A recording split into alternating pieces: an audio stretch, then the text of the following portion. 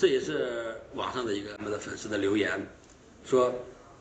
这鼻涕老进嗓子，然后又吐出来，完了呢还经常的咳嗽，这个应该怎么办？这咱们在既往的视频里也说过，对于咳嗽的，比如说慢性咳嗽、长期的咳嗽，做了胸部 CT 了，没有什么特殊的情况。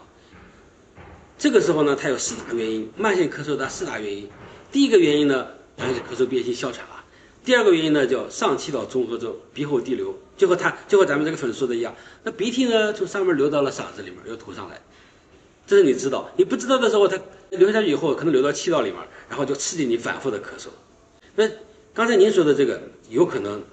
就是上气道综合征，就是有鼻炎、鼻窦炎，它的分泌物比较多，这样流下来反复刺激的咽部，然后引起的这种咳嗽。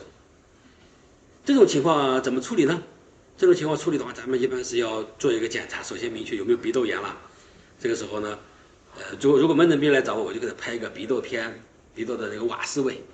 或者是做一个鼻窦 CT， 看看鼻窦的问题大不大。如果说那种慢性的这种炎症，就是鼻窦里面没有什么分泌物，里面就是个黏膜增厚了，这种慢性的炎症，咱们用点药呀，用点祛痰的药呀，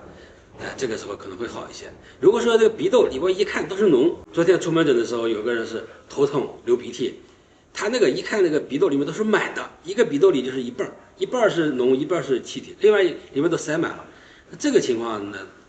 处理就得找耳鼻喉科进行处理了，会给他一些，比如说一些穿刺啊，一些处理，这样的话好的才会快一些。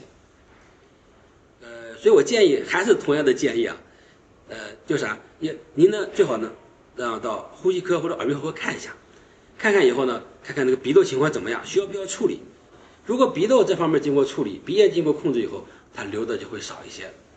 然后呢，它咳嗽也会轻一点。所以我建议大家还是专科的事情专科做，还在反复的强调了。